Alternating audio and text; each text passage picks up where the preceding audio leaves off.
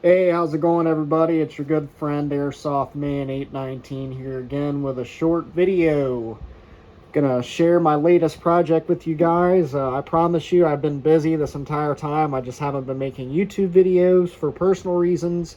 Something I might talk about, I might not, I don't know. But this is one of my latest projects.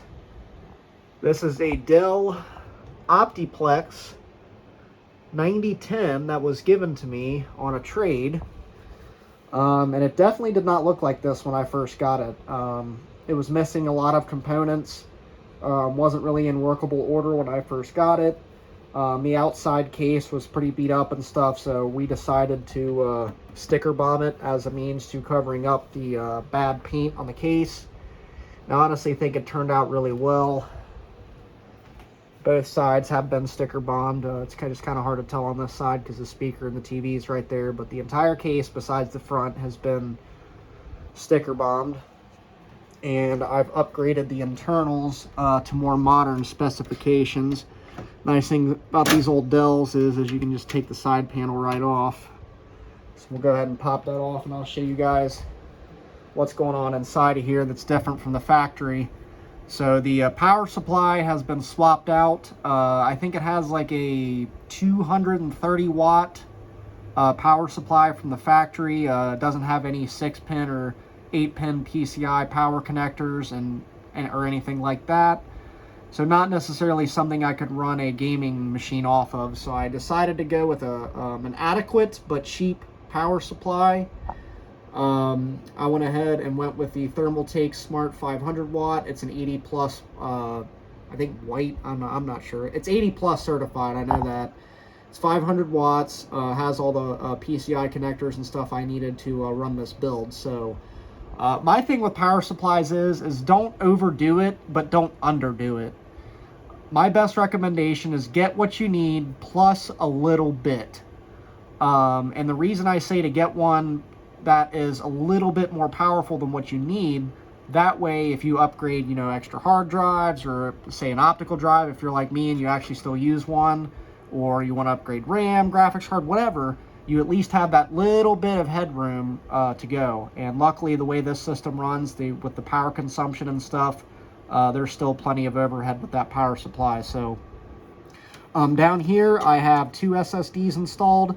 The top one is a PNY 240 gigabyte SATA 3 SSD, and the one on the bottom is a Crucial BX500 1 terabyte. So I've got like 1.2 terabytes of SSD storage in this system. Unfortunately, the Dell Optiplex case does not come with any mounts for an SSD, so I had to get these hard drive to SSD adapters and use the original brackets that came with the case. So I'm not going to take these all out of here, but in each one of these blue brackets is a 2.5-inch SATA SSD. It's just been adapted to this 3.5-inch adapter to fit inside these bays, but they are 2.5-inch. You just can't see them. So the graphics card is a PowerColor RX 6600 from AMD. It's a tiny bit overkill for this older Dell system, but there's really not a whole lot of bottlenecking going on, thankfully, due to the fact that I swapped out the original i5 for an i7. This system originally came with an i5 3570, which is a quad-core, quad-thread chip. There is no hyper-threading or anything like that.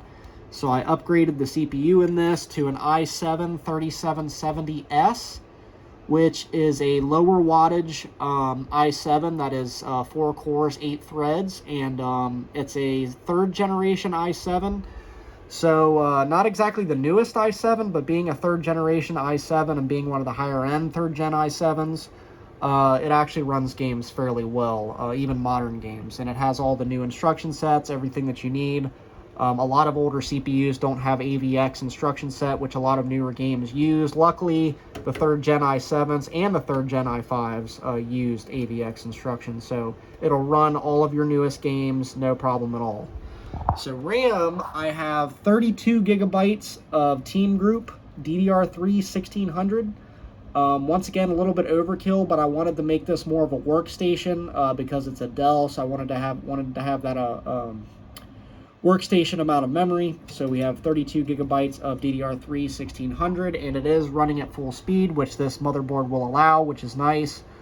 This motherboard will allow DDR3 memory to run at either 1333 megahertz or 1600 megahertz. So, really neat system. Another upgrade that I did was I added this intake fan. There really is no place for an intake fan on these older Dells, so I just kind of zip tied it and screwed it into place. That way we could at least get some air coming into the front, and there is ventilation in the front there, so there is a way for it to get in. And having this intake fan makes all the difference when you're dealing with these older pre-built systems, because the majority of them only have exhaust on the back and on the power supply. There is no intake. So with a modern gaming system, you really want to have a cold air intake in the front, so I made that modification. Temperatures at 100% load are very good. GPU only really tops out at about 75 degrees, and the CPU only tops out at about 72 degrees, and that's when both of them are completely maxed out. So, really neat Dell system. This is something anybody can do with very little money. These Dell Optiplex towers are everywhere on the internet, so they are ripe for the picking, and really all you need to do is change over to an SSD, make sure your CPU in there is adequate, and definitely make sure you have a decent graphics card, because these systems from the factory and as they are now will not operate in modern times. You're definitely going to have to modify them quite a bit to get them to run right. But with a little bit of work, you can end up with something like this for actually less money than what you would spend on a gaming PC or building a gaming PC, and you get very, very, very similar performance.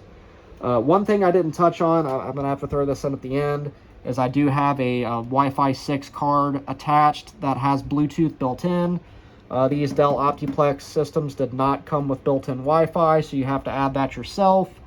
I went with a TP-Link Wi-Fi 6 slash Bluetooth card, and I'm running it to this antenna right here. So you can actually see that card hiding right under the GPU. You can just barely see it, but that's the Wi-Fi card right underneath the GPU there. So this is our modified and sticker bomb Dell Optiplex 9010 gaming PC. I hope you guys enjoyed checking it out, and I might make a longer feature-length video on this computer if people ask for it. So hope you guys enjoyed this video, and stay tuned for more awesome videos from the Airsoft Man 819 channel. Take it easy.